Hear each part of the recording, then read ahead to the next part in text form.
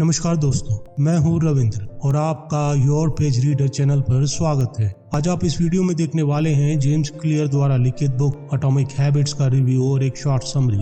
इस वीडियो में आप जानेंगे कि अच्छी आदतें आप कैसे डाल सकते हैं और बुरी आदतों से कैसे छुटकारा पा सकते हैं। इस वीडियो में हम आदतों के बारे में जेम्स के बताए दूसरे नियम को समझेंगे।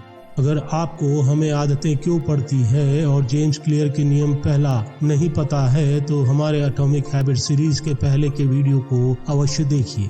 उनके लिंक डिस्क्रिप्शन बॉक्स में दिए गए हैं।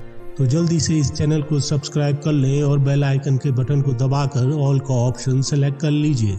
जेम्स क्लियर ने अपनी बुक एटॉमिक हैबिट्स में अच्छी आदतें बनाने के लिए दूसरा नियम क्या बताया है, आइए जानते हैं। जेम्स क्लियर का आदतों के बारे में दूसरा नियम है, इसे आकर्षक बनाएं। किसी आदत को अति आकर्षक कैसे बनाएं? इंसानों ने लाखों साल तक जंगल में शिकार किया है और भोजन की तलाश की है, इसलिए हमारे दिमाग ने नमक, शक्कर और फैट को काफी ज्यादा महत्व देना सीख लिया है। ऐसे आहार अक्सर कैलोरीज से भरपूर होते हैं और जब हमारे प्राचीन पूर्वज जंगलों में रहते थे तब वे बहुत दुर्लभ थे। जब आपको यह नहीं पता होता कि आपको अगला भोजन कब मिलेगा, तब ज्यादा से ज्यादा खाना जिंदा रहने की बेहतरीन रणनीति है। लेकिन आज स्थिति बदल चुकी है। आज हम कैलोरीज से समृद्ध परिवेश में रहते हैं। आज के समय में फूड या आहार भारी मात्रा में उपलब्ध है और आसानी से हासिल किया जा सकता है, लेकिन आपका दिमाग इस तरह से उसकी लालसा करता है मानो ये दुर्लभ हो। कंज्यूमर्स के लिए ज्यादा आकर्षक प्रोडक्ट्स बनाना ही आहार विज्ञान का प्राइमरी गोल है। बैग, बॉक्स या जार में मिलने वाले लगभग हर फूड में कोई ना कोई चीज मिलाई जाती है, भले ही वह सिर्फ अतिरिक्त खुशबू या स्वाद या रंग ही क्यों ना हो। फूड कंपनीज पोटैटो चिप्स के कुरकुरेपन का सबसे संतुष्टिदायक स्तर खोजने या सोडा में बुलबुलों की आदर्श मात्रा खोजने के लिए करोड़ों डॉलर्स खर्च करती हैं। अन्य प्रोसेस फूड जो विपरीत अनुभूतियों को मिलाते हैं, जैसे कुरकुरेपन और मलाईदार एहसास, पिज्जा के कुरकुरे बेस के ऊपर पिघली चीज के लसलसेपन की कल्पना करें या फिर ओरियो कुकी के कुरकुरेपन की इसके चिकने केंद्र से कल्पना करें। प्राकृतिक और बगैर प्रोसेसिंग वाले फूड में आपको बार बार एक जैसी अनुभूति या फीलिंग मिलती है। इस वजह से नेचुरल डाइट से आपका दिमाग कुछ मिनटों बाद ही रुचि खो देता है और आपको अपना पेट भरा भरा महसूस होता है। आहार वैज्ञानिक या डाइटिशियन हर फूड प्रोडक्ट के परम आनंद बिंदु को खोज लेते हैं, यानी कि नमक, शक्कर, फैट का सटीक तालमेल जो आपके दिमाग को रोमांचित करता है। इसकी वजह से उसे बार बार खाने की इच्छा होती है। इसका परिणाम यह होता है कि आप ज्यादा खा जाते हैं। मॉडर्न फूड इंडस्ट्री और इसके द्वारा डाली गई ज्यादा खाने की आदतें बिहेवियर चेंज के दूसरे नियम का ही उदाहरण है। इसे ज्यादा आकर्षक बनाएं। कोई व्यवहार या बिहेवियर जितना ज्यादा आकर्षक होता है, उसकी आदत पड़ने की उतनी ज्यादा संभावना होती है। दूसरे नियम में लक्ष्य यह सीखना है कि आपकी आदतों को अति आकर्षक कैसे बनाएं। ऐसा करने से पहले हमें समझना होगा कि लालसा या क्रेविंग क्या है और ये कैसे काम करती है। हम उस जैविक हस्ताक्षर या बायोलॉजिकल सिग्नेचर की जांच करके शुरू करते हैं जो सभी आदतों में पाया जाता है, जो कि है डोपामाइन प्रवाह या डोपामाइन फ्लो। डोपामाइन संचालित फीडबैक चक्र या लूप। डोपामाइन एक न्यूरोट्रांसमीटर होता है और इसे नाप कर वैज्ञानिक सटीकता से ये बता सकते हैं कि किस समय आपके भीतर कोई लालसा या क्रेविंग उत्पन्न होती है। आदतें डोपामाइन संचालित फीडबैक लूप है जो बिहेवियर बहुत ज्यादा आदत डालने वाला है, जैसे कि नशीले पदार्थ लेना, जंक फूड खाना, वीडियो गेम्स खेलना, सोशल मीडिया देखना। डोपामाइन के वेरी हाई लेवल से जुड़ा होता है। वर्षों तक वैज्ञानिक ये मानते थे कि डोपामाइन का संबंध आनंद से है, लेकिन अब हम ये बात जान गए हैं कि यह कई न्यूरोलॉजिकल प्रतिक्रियाओं में केंद्रीय भूमिका निभाता है। इसमें motivation, learning and memory, punishment तथा वॉलेंटरी एक्टिविटी शामिल है। आदतों के मामले में सबसे इम्पोर्टेंट चीज यह है कि डोपामाइन सिर्फ तभी प्रवाहित नहीं होता जब आप किसी आनंद का अनुभव करते हैं। यह तब भी प्रवाहित होता है जब आप किसी आनंद की उम्मीद करते हैं। जैसे कि जुए की लत वाले लोगों में डोपामाइन का प्रवाह जीतने के बाद नहीं बल्कि दाव लगाने से ठीक पहले होता है। कोकीन की लत वाले लोगों में डोपामाइन का सैलाब पाउडर लेने के बाद नहीं बल्कि उसे देखने पर आता है। हम रिवॉर्ड मिलने से नहीं बल्कि उसकी एंटीसिपेशन या रिवॉर्ड मिलने की आशा में काम करने के लिए मोटिवेट होते हैं। बचपन में क्रिसमस की सुबह की कल्पना करने से जितनी खुशी मिलती है, हो सकता है कि तोहफों या गिफ्ट्स को खोलने से उतनी खुशी ना मिले। एडल्ट होने पर वैकेशन के बारे में स्वप्न देखने में जितना ज्यादा आनंद मिलता है, हो सकता है कि वास्तव में वैकेशन से आपको उतना आनंद ना मिले। हर काम किसी अपेक्षा या उम्मीद की वजह से किया जाता है जो कि इससे पहले आती है। लालसा ही हमें क्रिया या प्रतिक्रिया की ओर ले जाती है। हमें आदतों को आकर्षक बनाना चाहिए क्योंकि पुरस्कारदायक एक्सपीरियंस की एक्सपेक्टेशन ही हमें एक्टिव होने के लिए मोटिवेशन देती है। यहीं पर प्रलोभन की पोटली या टेम्पटेशन बिल्डिंग नामक रणनीति काम आती है। अपनी आदतों को ज्यादा आकर्षक बनाने के लिए प्रलोभन की पोटली या टेम्पटेशन बिल्डिंग का इस्तेमाल कैसे करें। डबलिन आयरलैंड में इलेक्ट्रॉनिक इंजीनियर के स्टूडेंट रॉनन बर्न को नेटफ्लिक्स देखने का बड़ा शौक था, लेकिन रॉनन बर्न को पता था कि उन्हें वर्तमान में ज्यादा समय वर्कआउट करना चाहिए। अपनी इंजीनियरिंग स्किल्स का इस्तेमाल करके बर्न ने अपनी घर पर पड़ी स्टेशनरी साइकिल या एक ही स्थान पर चलने वाली साइकिल को अपने लैपटॉप और टेलीविजन से जोड़ दिया।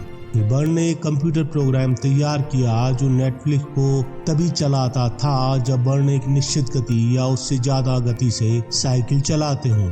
अगर बर्न साइकिल को काफी समय तक धीमे चलाते थे तो टेलीविजन का शो रुक जाता था और दोबारा तभी शुरू होता था जब वे तेजी से पैडल मारने लगते थे।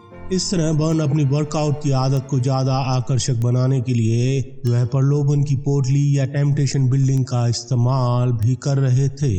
आप जरूर जानना चाहेंगे कि आखिर प्रलोभन की पोटली या टेम्पटेशन बिल्डिंग किस तरह से काम करती है। आपके मन में जो काम करने की इच्छा है उसे आप उस काम के साथ जोड़ देते हैं जो आपको करना चाहिए या आपको करने की जरूरत है। आपको कोई व्यवहार तब ज्यादा आकर्षक लगेगा जब आपको साथ में कोई पसंदीदा चीज करने को मिल जाए। आप प्रलोभन की पोटली या टेम्पटेशन बिल्डिंग को आदतों के ढेर वाली रणनीति के साथ भी मिला सकते हैं। इसका परिणाम ये होगा जैसे कि मान लीजिए अगर आप मैच देखना चाहते हैं लेकिन आपको सेल्स कॉल भी करने हैं या करने की जरूरत है, तो आप आगे दी गई योजना पर अमल कर सकते हैं। जब मैं अपने लंच ब्रेक से लौटूंगा उसके बाद मैं 3 संभावित ग्राहकों को सेल्स कॉल करूंगा। सेल्स कॉल करना आपकी जरूरत है। 3 सेल्स कॉल करने के बाद मैं मैच देखूंगा। मैच देखना आपकी चाहत है। अगर आप फेसबुक पर जाना चाहते हैं लेकिन आपको ज्यादा वर्कआउट करने की जरूरत है, इस परिस्थिति में आप आगे दी गई योजना पर काम कर सकते हैं। अपना फोन बाहर निकालने के बाद मैं 10 पुशअप लगाऊंगा। पुशअप लगाना आपकी जरूरत है। 10 पुशअप्स लगाने के बाद मैं फेसबुक देखूंगा। यहाँ फेसबुक देखना आपकी चाहत है। प्रलोभन की पोटली या टेम्पटेशन बिल्डिंग एक तरीका है जिससे आप किसी आदत का हायर वर्जन बना सकते हैं, बशर्ते आप इसे किसी ऐसी चीज से जोड़ दें जो आप पहले से करना चाहते हैं, जैसे कि फेसबुक देखना या मैच देखना। एक आकर्षक आदत को बनाना मुश्किल होता है, लेकिन इस सरल रणनीति का इस्तेमाल करके आप लगभग किसी भी आदत को सामान्य से ज्यादा आकर्षक बना सकते हैं। अपनी आदतें डालने में परिवार और मित्रों की भूमिका। हंगरी में 1965 में लेस्लो पोलगार ने क्लारा को एक पत्र लिखकर एक प्रयोग में साथ देने का आग्रह किया।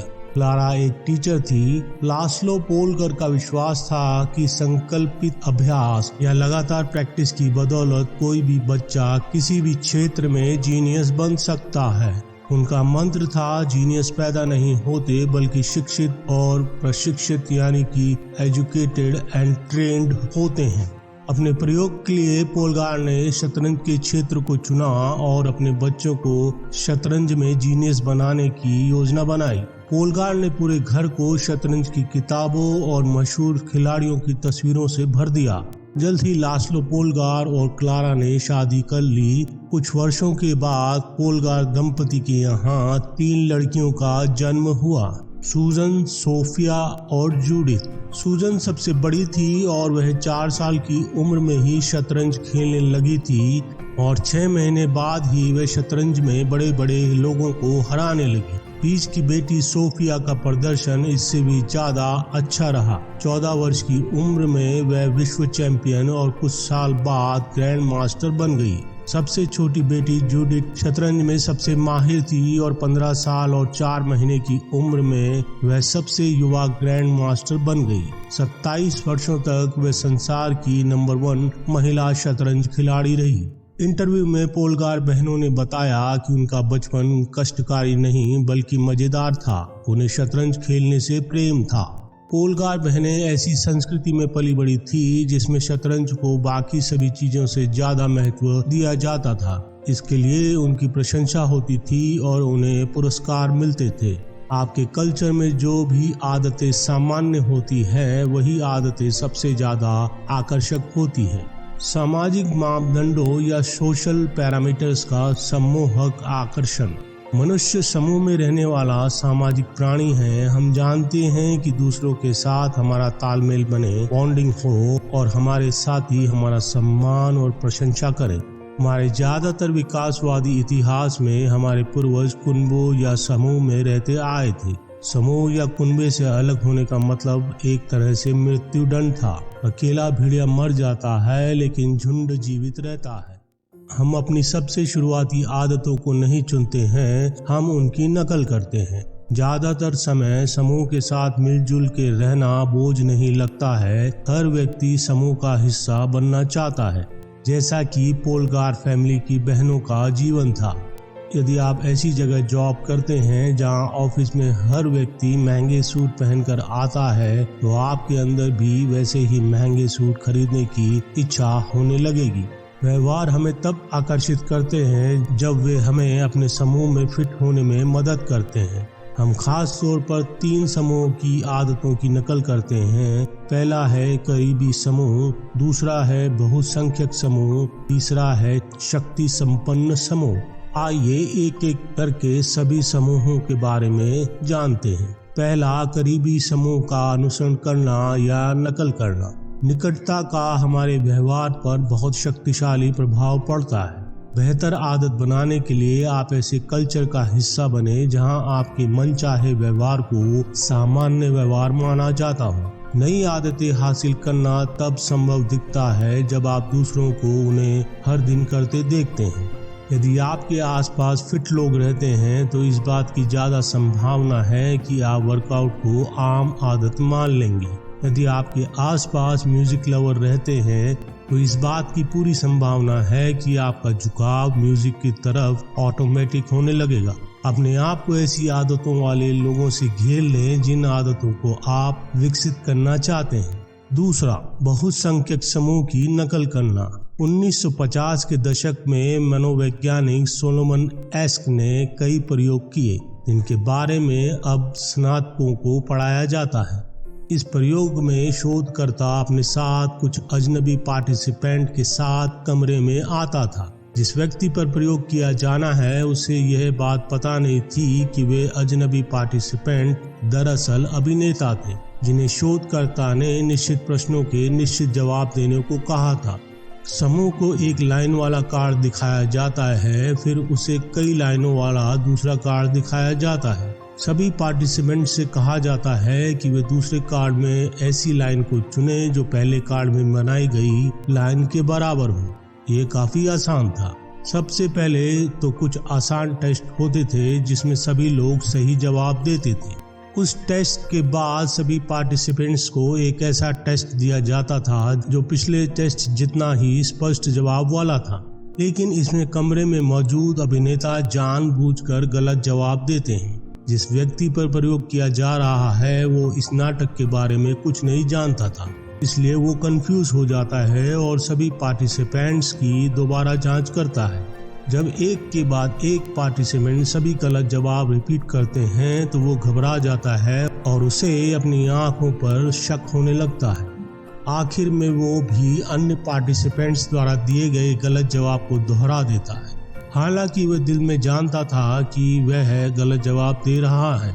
इसी तरह जब हम कंफ्यूज होते हैं कि कैसे काम करें तो हम मार्गदर्शन लेने के लिए समूह की ओर देखते हैं। नंबर 3, शक्ति संपन्न लोगों का अनुसरण करना या नकल करना।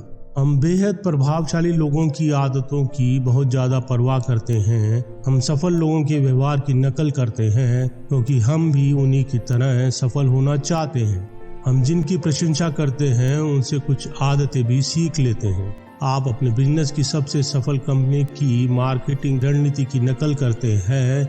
आप अपने फेवरेट बेकर की रेसिपी की नकल करते हैं और उसे आजमाते हैं। आप अपने फेवरेट राइटर की कहानी बताने की रणनीति सीखते हैं। आप अपने बॉस की संवाद शैली या कन्वर्सेशन स्टाइल की नकल करते हैं। उच्च रुतबे वाले लोगों को दूसरों से सम्मान और प्रशंसा मिलती है। इसका मतलब है कि अगर किसी व्यवहार से हमें सम्मान और प्रशंसा मिल सकती है तो हम उसे आकर्षक मानेंगे। जैसे कि पोलगार बहनें, इन बहनों ने हर दिन घंटों शतरंज खेलने का अभ्यास किया और यह काम कई दशकों तक किया, लेकिन उनकी इन आदतों और व्यवहारों का आकर्षण इसलिए कम नहीं हुआ क्योंकि उनके संस्कृति या कल्चर में इन्हें महत्व दिया जाता था। उनके पास आदतों को जारी रखने के लिए बहुत से कारण थे, जैसे उनके पेरेंट्स की प्रशंसा और ग्रैंड मास्टर बनने जैसे रुतबे वाली चीजें। अपनी बुरी आदतों के कारण खोजें और दूर करें। जेम्स जब तुर्की गए तो उनका दोस्त माइक, जो तुर्की में 5 साल से रह रहा था, उसने जेम्स को अपने कुछ तुर्की मित्रों के साथ एक डिनर पार्टी में इनवाइट किया। वहाँ कुल 7 लोग थे। जेम्स ने एक तुर्की व्यक्ति से पूछा कि उसे सिगरेट की आदत कैसे पड़ी। उसने कहा, दोस्तों, ये बुरी आदत हमेशा आपके दोस्तों से शुरू होती है। एक दोस्त सिगरेट पीता है, फिर आप उसे आजमा कर देखते हैं और फिर आपको इसकी लत लग जाती है। दिलचस्प बात यह है कि रूम में बैठे आधे लोग सिगरेट की आदत को छोड़ने में सफल हुए थे। जेम्स का दोस्त माइक भी कुछ सालों से सिगरेट छोड़ चुका था और उसका दावा था कि उसने ये आदत एक बुक की वजह से छोड़ी थी जिसका शीर्षक था Allen Carr's easy way to stop smoking. अगर आप भी ये बुक पढ़ना चाहते हैं तो इस बुक का लिंक डिस्क्रिप्शन बॉक्स में दिया गया है। यह बिहेवियर के बदलाव के दूसरे नियम का उलट है। इसे अनाकर्षक बनाएं, यानी कि अट्रैक्शन को पूरी तरह से खत्म कर दें। लालसा या क्रेविंग कहाँ से आती है? हर बिहेवियर की एक सतही स्तर की लालसा होती है, यानी कि सरफेस लेवल ऑफ डिजायर, और एक ज्यादा गहरा अंतर्निहित उद्देश्य या जन्मजात लक्षण होता है। जैसे कि आप पिज्जा खाना चाहते हैं। अगर आपसे कोई पूछे कि आप पिज्जा क्यों खाना चाहते हैं तो आप यह नहीं कहेंगे क्योंकि मुझे जिंदा रहने के लिए भोजन की जरूरत है। लेकिन सच यही है कि गहराई में आप पिज्जा के लिए इसलिए मोटिवेट होते हैं क्योंकि आपको जिंदा रहने के लिए भोजन की जरूरत है। हालांकि आपको विशेष लालसा पिज्जा खाने की है, लेकिन गहरा उद्देश्य भोजन और पानी पाना है। आप आदत डालने वाले किसी भी प्रोडक्ट को देख लीजिए, आप ये पाएंगे कि यह कोई भी उत्प्रेरण या ट्रिगरिंग जनरेट नहीं करता है, बल्कि यह तो ह्यूमन बिहेवियर के अंदर छुपे उद्देश्यों की पूर्ति करता है, जैसे कि फेसबुक चलाना, दूसरों के साथ जुड़ना और बॉन्डिंग करना, इंस्टाग्राम पर पोस्ट करना, सोशल एक्सेप्टेंस एंड अप्रूवल जीतना, अनिश्चितता कम करना, गूगल पर सर्च करना। आपकी आदतें प्राचीन इच्छाओं के आधुनिक युग के समाधान हैं। लालसा एक एहसास है जिससे आपको महसूस होता है कि किसी चीज की कमी है। जब भी कोई आदत सफलतापूर्वक किसी उद्देश्य को हासिल कर लेती है तो उसके अंदर उसे दोहराने की लालसा विकसित हो जाती है। समय के साथ आप ये भविष्यवाणी करना सीख जाते हैं कि सोशल मीडिया पर जाने से आपको प्रेम पाने का एहसास मिलेगा या यूट्यूब देखने से आप अपने डर को भूल जाएंगे। आदतें तब अट्रैक्टिव होती हैं जब हम उन्हें पॉजिटिव फीलिंग के साथ जोड़ते हैं। मुश्किल आदतों का आनंद लेने के लिए अपने दिमाग की दोबारा प्रोग्रामिंग कैसे करें? आप मुश्किल आदतों को अट्रैक्टिव बना सकते हैं। इसके लिए आपको उन आदतों को किसी पॉजिटिव अनुभव के साथ जोड़ना सीखना होगा। इसके लिए कई बार तो बस हल्के मानसिक बदलाव की जरूरत होती है, जैसे कि आप अपनी दिनचर्या बताते हुए कहते हैं, मुझे काम पर जाने के लिए जल्दी जागना पड़ता है। मुझे अपने बिजनेस को बढ़ाने के लिए ज़्यादा सेल्स कॉल्स करनी पड़ती हैं। मुझे अपने परिवार के लिए डिनर बनाना पड़ता है। अब बस इन वाक्यों के 2 शब्दों को बदलने की कल्पना करें। आप करना पड़ता है या करनी पड़ती है को बदल कर करना अच्छा लगता है कर लें। जैसे कि मुझे काम पर जल्दी जाना अच्छा लगता है। मुझे बिजनेस को बढ़ाने के लिए ज़्यादा सेल्स कॉल करना अच्छा लगता है। मुझे परिवार के लिए डिनर बनाना अच्छा लगता है। बस 2 शब्दों को बदलकर आप हर घटना के बारे में अपने दृष्टिकोण बदल सकते हैं। इस तरह से आप अपने बिहेवियर को बोझ के बजाय अपॉर्चुनिटी में बदल लेते हैं। अपनी आदतों की कमियों के बजाय उनके लाभों को रेखांकित करके उन्हें नए स्वरूप में ढालें। ये आपके दोबारा प्रोग्रामिंग करने और आदत को ज़्यादा आकर्षक दिखाने का इंस्टेंट तरीका है। जैसे कि वर्कआउट। कई लोग वर्कआउट को मुश्किल काम मानते हैं, तो आप अपने आप से वर्कआउट करते समय कहें, यह सहनशीलता बढ़ाने और फुर्तीला होने का समय है। फाइनेंस सेविंग का संबंध त्याग से जोड़ने के बजाय फ्रीडम से जोड़ दें। मैं इस महीने जो पैसे सेव करूंगा उससे मेरी अगले महीने की क्रय शक्ति या परचेजिंग पावर बढ़ जाएगी। मानसिकता की ये छोटे छोटे बदलाव जादू नहीं है, लेकिन ये किसी खास आदत या स्थिति से जुड़ी भावनाओं को बदल सकते हैं। इसी के साथ दोस्तों, जेम्स क्लियर की बुक एटॉमिक हैबिट्स के नियम 2 का वीडियो यहाँ समाप्त होता है। अगर आप एटॉमिक हैबिट्स की कंप्लीट बुक पढ़ना चाहते हैं तो यह अमेज़न पर उपलब्ध है। उसका लिंक डिस्क्रिप्शन बॉक्स में दिया गया है। अगर आप जानना चाहते हैं कि जेम्स क्लियर ने अपनी बुक एटॉमिक हैबिट्स में अच्छी आदतों के बारे में 3रा नियम क्या बताया है, तो इस चैनल को सब्सक्राइब कर लें और बेल आइकन के बटन को दबाकर ऑल का ऑप्शन सेलेक्ट कर लें, ताकि आने वाले वीडियोस का नोटिफिकेशन आपको मिलता रहे। अगर आपको यह वीडियो अच्छा लगा है तो आप इस वीडियो को लाइक और शेयर कीजिए, ताकि मुझे ऐसे वीडियोस बनाने का मोटिवेशन मिलता रहे। तो मिलते हैं अगले वीडियो में। मुझे दीजिए इजाज़त। जय हिंद, वंदे मातरम।